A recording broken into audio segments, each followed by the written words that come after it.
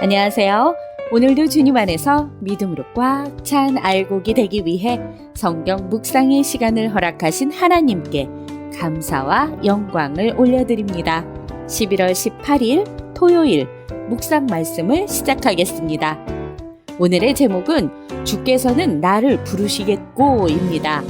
욥은 예측할 수 없는 하나님의 일하심에 절망하면서도 부활의 소망으로 하나님 앞에 자신의 의에 대한 진위 여부를 밝히고 싶어 합니다.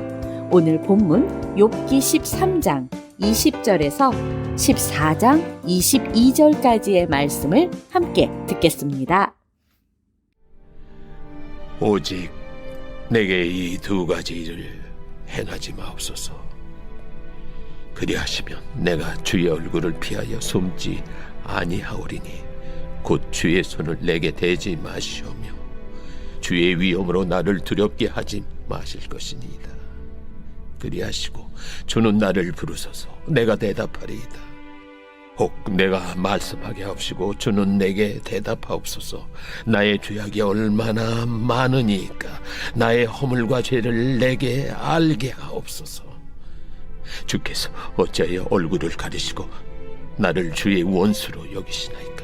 주께서 어찌하여 날리는 낙엽을 놀라게 하시며 마른 건물을 뒤쫓으시나이까.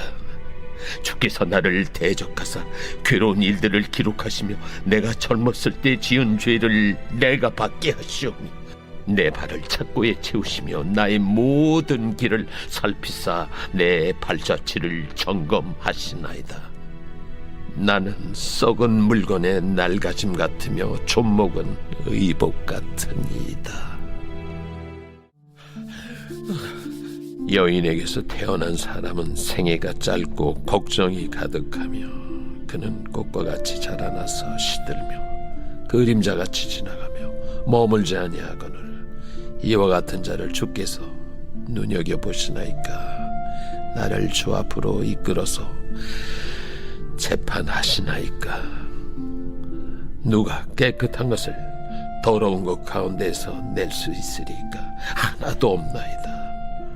그의 날을 정하셨고 그의 달수도 주께 있으므로 그의 규례를 정하여 넘어가지 못하게 하셨사온즉 그에게서 눈을 돌이켜 그가 품꿈같이 그의 날을 마칠 때까지 그를 홀로 있게 하옵소서.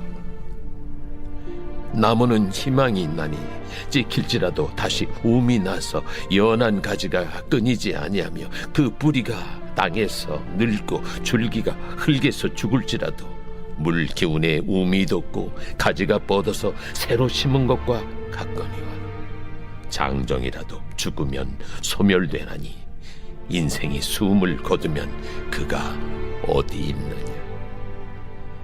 물이 바다에서 줄어들고 강물이 잦아서 마름같이 사람이 누우면 다시 일어나지 못하고 하늘이 없어지기까지 눈을 뜨지 못하며 잠을 깨지 못하느니라. 주는 나를 수월에 감추시며 주의 진노를 돌이키실 때까지 나를 숨기시고 나를 위하여 규례를 정하시고 나를 기억하옵소서. 장정이라도 죽으면 어찌 다시 살리이까. 나는 나의 모든 고난의 날 동안을 참으면서 풀려나기를 기다리겠나이다. 주께서는 나를 부르시겠고 나는 대답하겠나이다. 주께서는 주의 손으로 지으신 것을 기다리시겠나이다. 그러하온데 이제 주께서 나의 걸음을 세시오니 나의 죄를 감찰하지 아니하시나이까. 주는 내 허물을 주머니에 봉하시고 내 죄악을 싸매시나이다. 무너지는 산은 반드시 흩어지고 바위는 그 자리에서 옮겨가고 물은 돌을 닳게 하고 넘치는 물은 땅의 티끌을 씻어버리나이다. 이와 같이 주께서는 사람의 희망을 끊으시나이다. 주께서 사람을 영원히 이기셔서 떠나게 하시며 그의 얼굴빛을 변하게 하시고 쫓아보내시오니 그의 아들들이 존귀하게 되어도 그가 알지 못하며 그들이 비천하게 되어도 그가 깨닫지 못하나이다. 다만 그의 살이 아프고 그의 영혼이 애곡할 뿐이니이다.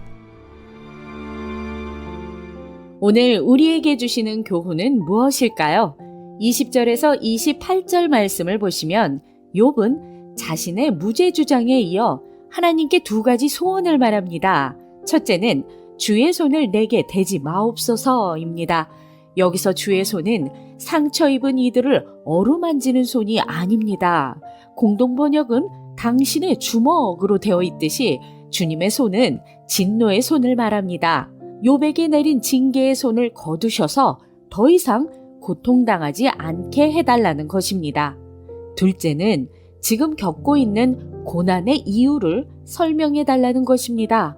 하나님이 마치 날리는 낙엽이나 마른 건불 같은 자신을 쫓으시며 감시하는 분과 같다고 말합니다. 이유를 묻는 욥에게 침묵을 고수하시며 정신적 육체적 고통으로 삶을 붙들고 계신 하나님께 하소연하는 것입니다. 나를 부르소서 내가 대답하겠나이다. 욥은 말합니다. 우리가 겪는 고난의 이유를 한마디로 말하기는 쉽지 않습니다. 다만 하나님에 대한 신뢰를 잃지 않고 끝까지 하나님의 손을 붙잡아야 합니다. 14장 1절에서 6절 말씀을 보시면 욥은 꽃과 같이 자라 시들고 그림자같이 머물지 않고 지나가는 그런 보잘것없는 존재인데 무슨 유익이 있다고 하나님께서 이렇게까지 고통스럽게 하시며 시련을 주시는지 이해가 가질 않습니다. 애초부터 별 볼 일 없는 자신에게 특별한 것을 기대하시는 것은 아닌지 이상하기만 합니다. 막일하는 노동자들도 쉬는 날이 있으니 좀 쉬게 해달라는 것입니다. 하나님, 제게 좀 너그럽게 대해주세요 라고 부르짖습니다. 자유의지를 가진 인간에게 하나님의 뜻은 고정되어 있지 않습니다. 하나님께 드리는 기도는 하나님의 뜻대로 만사를 변화시킬 수 있습니다. 7절에서 22절 말씀을 보시면 욥은 도끼에 찍혀 쓰러져도 그루터기에서 새로운 싹을 낼 수 있는 나무를 부러워합니다. 인간은 아무리 강한 장정이라도 죽으면 그만입니다. 오죽하면 차라리 자신을 주님의 진노가 풀리실 때까지 산채로 묻으시고 나중에 기억하고 살려주실 때까지라도 기다리겠다고 합니다. 그런 마음으로 욥은 자신의 고난의 때가 지나가길 참고 인내하겠다고 고백합니다. 그러다가도 다시금 인생이 불행하고 비참하다며 비관합니다.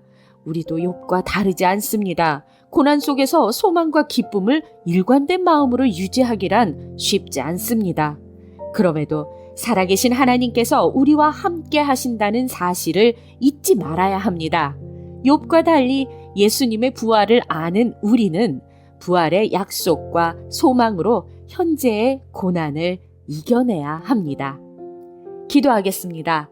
하나님, 오늘 우리에게 주신 말씀대로 삶이 힘겹고 고달파도 부활의 소망으로 물러서지 않고 극복해 나가도록 인도하여 주시옵소서. 예수 그리스도의 이름으로 기도드립니다. 아멘. 하나님은 우리가 실수하기를 기다리셨다가 트집 잡아 징계하시는 분이 아닙니다. 고난의 이유 또한 우리는 명확히 알 수 없습니다. 고난의 이유를 찾는데 시간을 보내기보다 하나님께 나아와 긍휼을 구하고 그분의 일하심을 잠잠히 바라보며 고난의 시간들을 이겨냅시다. 그 가운데서 우리의 이름을 부르시며 역사하실 주님을 기대하며 오늘도 광야 같은 세상에서 승리합시다. 내일은 추수감사절이면서 총동원 전도주일입니다. 하나님의 성전에서 사랑하는 가족들과 이웃들이 함께 모여 한 해 동안 우리에게 베풀어 주신 풍성한 주님의 은혜에 감사드리며 기쁨의 생명축제를 드리는 영광스런 날이 되시길 바랍니다. 저는 월요일에 다시 찾아뵙겠습니다.